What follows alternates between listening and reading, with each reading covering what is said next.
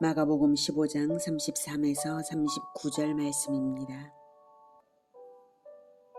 제6시가 되매 온 땅에 어둠이 임하여 제9시까지 계속하더니 제9시에 예수께서 크게 소리 지르시되 엘리 엘리 라마 사박다니 하시니 이를 번역하면 나의 하나님 어찌하여 나를 버리셨나이까 하는 뜻이라.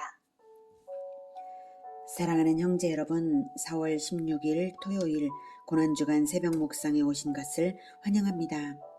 예수님께서 금요일에 십자가에 못 박혀 피를 흘리셨는데요. 이것은 1500년 구약시대의 제사 제도를 종식시키며 언약의 요구를 완성시키는 일이 됩니다. 이 한 주간의 흐름을 보면 월요일에 성전 권력의 타락을 꾸짖으셨는데 성전 권력은 회개는커녕 오히려 예수님께 진리 대결로 3번이나 시험을 걸었습니다. 회개가 없는 타락한 성전 권력에게 더 이상 성전 시스템을 맡겨두실 필요는 없죠. 그래서 성전 파괴와 예루살렘의 멸망을 예언하신 것이 화요일입니다. 일요일에 예루살렘에 입성하시고 월요일에 성전 정화를 하시고요. 화요일에 진리 논증 후에 성전 파괴와 종말을 예언하시고 그리고 헬라인의 예방을 받으시고 하늘 음성을 받으신 후에 목요일에는 성찬식이 있었죠. 예루살렘의 멸망을 선언하셨으므로 성전 파괴, 예루살렘의 멸망을 선언하셨으므로 이제 이스라엘은 구원의 통로로서의 영적 주도권을 잃은 것입니다. 그렇다면 누가 구원의 새로운 통로가 될까요? 바로 성찬식으로서 예수님과 언약을 맺고 새 계명을 받은 제자들입니다. 그리고 그 제자화의 계보를 잇는 모든 믿는 자들이 바로 새로운 이스라엘로 탄생된 것입니다. 성전 파괴를 선언하셨으므로 제사제도 역시 종식될 수밖에 없습니다. 제사제도와 함께 구약의 종교적 규례들은 모두 폐지되며 이제부터는 새로운 시대가 되는 것입니다. 목요일 행적을 장소 중심으로 보면 성찬식 장소에서 겟세마네 기도 장소로 그리고 거기서 체포되셔서 대제사장의 관저에서 불법 신문을 당하신 것까지가 목요일 밤의 과정입니다. 대제사장의 신문은 안나스의 신문과 가야바의 신문이 있었고요. 그 과정에 베드로의 3번의 부인이 있었습니다. 금요일 아침이 되기가 무섭게 빌라도에게 넘겨져서 진행된 과정은 빌라도에게서 무죄를 인정받았지만 채찍질 당하고 군인들의 희롱을 당했죠. 헤롯도 역시 무죄를 인정했지만 희롱하면서 했고요. 빌라도가 다시 재차 무죄를 인정합니다. 예수님은 이렇게 3번씩이나 무죄가 인정됐지만 십자가에 못 박히셨습니다. 그게 아침 9시고요. 온 땅에 어둠이 임한 것이 정오부터 3시까지 3시간 동안입니다. 그리고 3시에 숨지셨고 성소 휘장이 찢어졌습니다. 빌라도와 헤롯 두 재판관으로부터 무죄를 인정받은 사실을 확인해 보죠. 누가복음 23장 13에서 16절. 빌라도가 대제사장들과 관리들과 백성을 불러 모으고 이르되 너희가 이 사람이 백성을 미혹하는 자라 하여 내게 끌고 왔도다. 보라, 내가 너희 앞에서 신문하였으되 너희가 고발하는 일에 대하여 이 사람에게서 죄를 찾지 못하였고 헤롯이 또한 그렇게 하여 그를 우리에게 도로 보내었도다. 보라, 그가 행한 일에는 죽일 일이 없느니라. 그러므로 때려서 놓겠노라. 누가복음 23장 22, 23절. 빌라도가 3번째 말하되 이 사람이 무슨 악한 일을 하였느냐?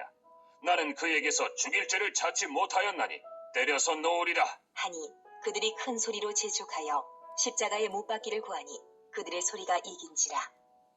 네, 이렇게 빌라도와 헤롯 두 권력자들로부터 무죄라고 인정받았음에도 불구하고 이스라엘 종교 권력자들과 열심당 중심의 대중이 십자가 처형을 압박해서 빌라도의 결정으로 아침 9시에 십자가에 못 박히시고요. 6시간 동안 십자가상에 달려 있으셨습니다. 오늘 본문은 온 땅에 어둠이 임한 현상부터죠. 제6시, 우리 시간으로는 정오 때부터 오후 3시까지의 일입니다. 33절. 제6시가 되매 온 땅에 어둠이 임하여 제9시까지 계속하더니 제9시에 예수께서 크게 소리 지르시되 엘리 엘리 라마 사박다니 하시니 이를 번역하면 나의 하나님 나의 하나님 어찌하여 나를 버리셨나이까 하는 뜻이라. 네. 초자연적인 어둠 현상이 3시간이나 팔레스틴 지역 전역에 계속되었습니다. 6월절 때는 만월 때라서 달이 지구와 태양 사이에 개입할 수가 없습니다. 그래서 일식은 아닙니다. 하나님의 직접적인 개입으로서 세상의 빛으로 오신 예수님의 죽음에 대한 우주적인 슬픔을 나타낸 것입니다. 그리고 예언된 대로 실현된 것입니다. 이 우주적 현상에 대한 예언은 아모스 8장 9절입니다. 주 여호와의 말씀이니라. 그날에 내가 해를 대낮에 지게 하여 백주의 땅을 캄캄하게 하며, 이렇게 말씀하신 것의 성취이면서 또한 종말 때에 초자연적인 천재지변이 일어날 것의 예표입니다. 종말의 천재지변은 베드로후서에 이렇게 말합니다. 베드로후서 3장 10에서 13절. 그러나 주의 날이 도둑같이 오리니 그날에는 하늘이 큰 소리로 떠나가고 물질이 뜨거운 불에 풀어지고 땅과 그 중에 있는 모든 일이 드러나리로다. 이 모든 것이 이렇게 풀어지리니 너희가 어떠한 사람이 되어야 마땅하냐. 거룩한 행실과 경건함으로 하나님의 날이 임하기를 바라보고 간절히 사모하라. 그날에 하늘이 불에 타서 풀어지고 물질이 뜨거운 불에 녹아지려니와 우리는 그의 약속대로 의가 있는 곳인 새 하늘과 새 땅을 바라보도다. 이렇게 베드로후서는 새하늘과 새 땅이 주어지기 바로 직전에 자연재해가 천재지변이 있을 것을 말하고 있습니다. 이렇게 예수님께서 돌아가시기 직전에 3시간 동안이나 지속된 기이한 어둠과 예수님의 죽음을 보고 사람들이 반응을 하는데요. 그 태도가 다양합니다. 35절. 곁에 섰던 자 중 어떤 이들이 듣고 이르되 보라, 엘리야를 부른다. 하고 한 사람이 달려가서 해면에 신 포도주를 적시어 갈대에 꿰어 마시게 하고 이르되 가만두라. 엘리야가 와서 그를 내려주나 보자. 하더라. 어떤 사람은 39절에는 보면 이 사람은 진실로 하나님의 아들이었도다라고 말한 사람이 있는가 하면, 또 어떤 사람은 여전히 하나님을 두려워하지 않고 가만두라, 엘리야가 와서 그를 내려주나 보자, 이렇게 희롱조의 태도를 가진 사람들도 있었습니다. 그들이 엘리야가 와서 그를 내려주나 보자라고 한 것은 예수님이 34절에서 엘리 엘리 라마 사박다니 라고 외치신 것을 그 구음이 비슷해서 엘리야를 부르나 보다 하며 호기심으로 구경거리로 대한 것인데요. 엘리 엘리 라마 사박다니는 시편 22편 1절의 히브리어 발음인데요. 내 하나님이여 내 하나님이여 어찌 나를 버리셨나이까 하는 뜻입니다. 이 시편은 메시아 예언 시편입니다. 많은 시편들이 그리스도를 노래하고 있는데요. 특별히 이 22편은 십자가상에서 고난 중에 하나님께 올려드리는 메시아의 예배를 표현한 것입니다. 22편 전체를 십자가상에서 예수님은 하나님께 올려드리고 있었던 것이죠. 그렇지만 예수님께서 극심한 고통 가운데 1절 한 절로서 22편 전체를 대표하여 올려드린 것으로 볼 수 있습니다. 다 읽기에는 길어서 22편의 1절과 몇 구절만 선택적으로 읽으면서 예수님의 십자가상의 예배를 보겠습니다. 시편 22편. 22편. 내 하나님이여 내 하나님이여 어찌 나를 버리셨나이까. 어찌 나를 멀리하여 돕지 아니하시오며 내 신음소리를 듣지 아니하시나이까. 네. 그리고 6절. 나는 벌레요 사람이 아니라 사람의 비방거리요 백성의 조롱거리니이다. 나를 보는 자는 다 나를 비웃으며 입술을 비축거리고 머리를 흔들며 말하되 그가 여호와께 의탁하니 구원하실걸, 그를 기뻐하시니 건지실걸 하나이다. 네. 예수님께서 십자가에 계셨을 때에, 매달리셨을 때의 그 상황을 표현하고 있죠. 마치 벌레처럼 조롱당하고 있습니다. 14절. 나는 물같이 쏟아졌으며 내 모든 뼈는 어그러졌으며 내 마음은 밀랍 같아서 내 속에서 녹았으며 내 힘이 말라 질그릇 조각 같고 내 혀가 입천장에 붙었나이다. 주께서 또 나를 죽음의 진토 속에 두셨나이다. 개들이 나를 에워쌌으며 악한 무리가 나를 둘러 내 수족을 찔렀나이다. 내가 내 모든 뼈를 셀 수 있나이다. 그들이 나를 주목하여 보고 내 겉옷을 나누며 속옷을 제비 뽑나이다. 네. 겉옷을 나누며 속옷을 제비 뽑나이다. 그대로 이루어졌죠. 20절. 내 생명을 칼에서 건지시며 내 유일한 것을 개의 세력에서 구하소서. 나를 사자의 입에서 구하소서. 주께서 내게 응답하시고 들소의 뿔에서 구원하셨나이다. 네. 사자나 들소의 뿔, 개 전부 악한 세력을 의미하는 것입니다. 27절. 땅의 모든 끝이 여호와를 기억하고 돌아오며 모든 나라의 모든 족속이 주의 앞에 예배하리니. 네. 27절은 예수님의 십자가의 대속의 죽음의 결과 땅의 모든 끝이 여호와를 기억하고 돌아와 회개하여 돌아와 모든 나라의 모든 족속이 주의 앞에 예배할 것이다 라고 하는 말입니다. 30절. 후손이 그를 섬길 것이요 대대에 주를 전할 것이며 와서 그의 공의를 태어날 백성에게 전하며 주께서 이를 행하셨다 할 것이로다. 네.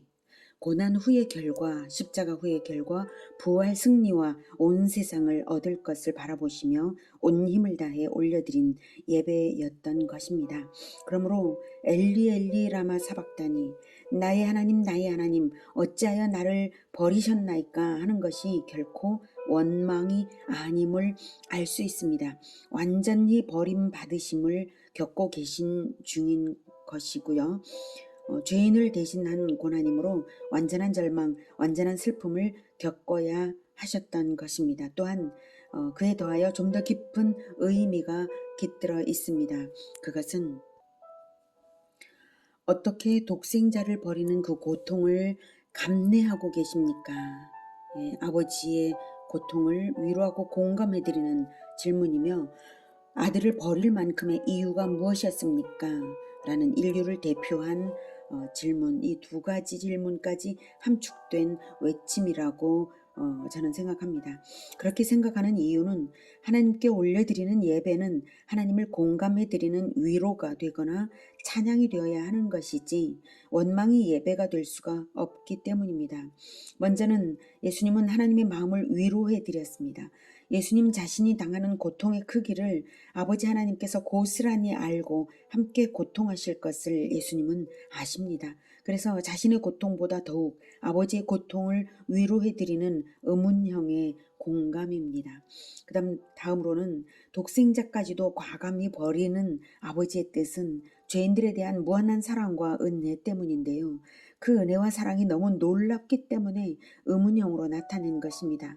아들을 버릴 만큼의 이유가 도대체 무엇이었습니까? 겨우 나 같은 죄인을 구원하시기 위해서 하나님의 독생자를 죽게 하시다니요. 오 마이 갓. 그 질문과 놀람이 인류의 입에서 나와야 하는 것이죠. 왜 하나님이 자기 아들을 저리도 끔찍하게 죽음당하게 하시는 거지? 왜? 이렇게 인류가 질문을 해야 하는 것이죠. 하나님의 아들이 십자가의 처형을 당하는 것을 아무 질문 없이, 아무 놀람 없이 심드렁하게 볼 수 없는 일이 아닙니까? 그래서 예수님이 대표로 질문을 올려드림으로써 하나님의 은혜와 사랑을 제발 깨닫게 하시는 것입니다. 그래서 예수님의 이 절규는 자신을 올려드림으로써 시 22편 말미의 결과를 얻으시도록 올려드린 예배입니다. 땅의 모든 끝이 여호와를 기억하고 돌아오며 모든 나라의 모든 족속이 주의 앞에 예배하리니 후손이 그를 섬길 것이요 대대의 주를 전할 것이며 와서 그의 공의를 태어날 백성에게 전하며 주께서 이를 행하셨다. 주께서 이를 행하셨다. 주께서 이를 행하셨다 할 것이로다. 이 결과를 얻으시도록 자신의 생명을 올려드린 예배인 것이고요. 단번에 올려드린 영원한 제사인 것입니다. 이것이 제사였기에 예배였기에 히브리서에서 이렇게 말합니다. 히브리서 10장 10에서 14절. 이 뜻을 따라 예수 그리스도의 몸을 단번에 들이심으로 말미암아 우리가 거룩함을 얻었노라. 제사장마다 매일 서서 섬기며 자주 같은 제사를 드리되 이 제사는 언제나 죄를 없게 하지 못하거니와 오직 그리스도는 죄를 위하여 한 영원한 제사를 드리시고 하나님 우편에 앉으사 그 후에 자기 원수들을 자기 발등상이 되게 하실 때까지 기다리시나니 그가 거룩하게 된 자들을 한 번의 제사로 영원히 온전하게 하셨느니라. 이것이 구약 제사 제도의 철폐이면서 새로운 산 제사의 시작입니다. 예수님의 십자가가 구약 제사 제도의 철폐를 가져왔고 새로운 산 제사의 시작점이 되었습니다. 9절에 히브리서 10장 9절에 그 후에 말씀하시기를 보시옵소서 내가 하나님의 뜻을 행하러 왔나이다 하셨으니 그 첫째 것을 폐하심은 둘째 것을 세우려 하심이라. 예, 첫째 것 구약의 제사법이죠. 둘째 것 새 언약 새 계명 새 사명으로 세우신 새로운 예배입니다. 성령의 인도를 받아서 이루어가는 천국 그것을 말하는 것입니다. 히브리서 10장 16절에 주께서 이르시되 그날 후로는 그들과 맺을 언약이 이것이라 하시고 내 법을 그들의 마음에 두고 그들의 생각에 기록하리라 하셨습니다. 성령을 우리 마음에 두셔서 성경을 깨닫게 하는 것입니다. 이렇게 첫째 것을 구약의 율법을 철폐하시고 성령을 우리 마음에 두셨습니다. 이렇게 첫째 것을 철폐하신 것이 37, 38절에 나타납니다. 예수께서 큰 소리를 지르시고 숨지시니라. 이에 성소 휘장이 위로부터 아래까지 찢어져 둘이 되니라. 성소 휘장은 그 두께가 10cm나 될 정도로 아주 두껍고 질긴 것이어서 사람의 힘으로는 찢을 수 있는 것이 아닙니다. 그리고 위에서 아래까지 찢어졌습니다. 하나님께서 초자연적으로 역사하신 것이죠. 성소 휘장을 사람이 찢지 않았다는 증거가 여러 가지인데요. 성소의 높이가 상당히 높습니다. 10m 정도는 되었다고 합니다. 그렇게 높은 곳에서 그것을 굳이 찢을 사람이 없다는 것이고요. 그 다음에 또 성소 휘장을 찢음으로써 이익을 얻을 그러한 득이 될 사람이 없다는 점도 역시 그렇습니다. 성소 휘장을 찢으신 것은 바로 하나님이십니다. 이것을 히브리서는 이렇게 말합니다. 히브리서 10장 19, 20절. 그러므로 형제들아 우리가 예수의 피를 힘입어 성소에 들어갈 담력을 얻었나니 그 길은 우리를 위하여 휘장 가운데로 열어놓으신 새로운 살 길이요 휘장은 곧 그의 육체니라. 지성소 휘장을 찢으신 것이 바로 예수님의 육체가 찢김 당하여서 죽으심을 그것으로 표현한 것입니다. 지성소 휘장을 걷어서 지성소에 들어가는 일은 1년에 오직 단 한 번 있었습니다. 오직 대제사장만이 속죄제물의 피를 들고 1년에 단 한 번 들어가서 언약궤 위 속죄소에서 임하셔서 음성을 들려주시는 그 하나님을 만나기 위하여 휘장을 걷는 것입니다. 그런데 그 휘장이 위로부터 아래까지 찢어져 둘이 되었다는 것은 무엇을 말하겠습니까? 제사법의 철폐를 선언하는 행위 언어인 것입니다. 바로 히브리서가 말하는 것처럼 우리가 예수의 피를 힘입어 성소에 들어갈 담력을 얻도록, 담력을 얻도록 우리가 직접 성소에 예수님의 보혈을 힘입어 성소에 들어가서 하나님의 보좌 앞에 앉아 기도할 수 있도록 예수님의 보혈만 들고 은혜로우신 하나님의 보좌 앞에 들어오라는 뜻입니다. 제사법과 의식법의 규례는 이제 필요 없다는 뜻입니다. 그것은 이제 복음이 이스라엘을 넘어서 세계 만방으로 가야 할 것이기에 각양각색의 문화 속으로 들어가기 위해서도 제사법 철폐는 필연적입니다. 이제는 오직 진리를 반영한 최소한의 성례만 있으면 되고 각양각색의 문화 속에서 자유롭게 진리와 성령으로 예배하면 되는 것입니다. 세계 만민이 예수님을 믿어 구원받으라고 그 제사법을 철폐하시고 예수님은 자기 몸을 찢으신 것입니다. 짐승제물이 없어도 이제는 우리가 예수님의 이름으로 기도를 드릴 때에 우리는 보혈을 들고 지성소로 나아가는 것인 줄을 믿으시기 바랍니다. 39절. 예수를 향하여 섰던 백부장이 그렇게 숨지심을 보고 이르되 이 사람은 진실로 하나님의 아들이었도다 하더라. 이방인인 로마 백부장이 예수님을 진실로 하나님의 아들이었도다 하며 탄식한 것도 매우 인상적입니다.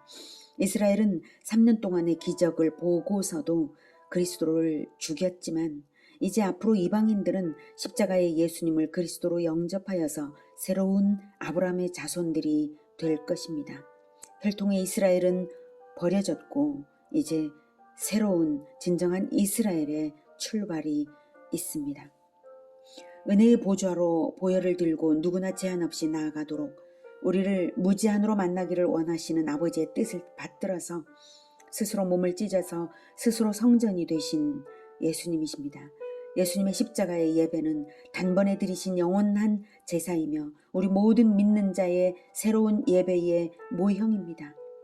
이제 더 이상은 구약적 제사를 위한 건물 성전 따위는 필요가 없습니다. 그러므로 제사법도 철폐되었습니다. 그러므로 제사법과 관련된 의식법도 철폐입니다.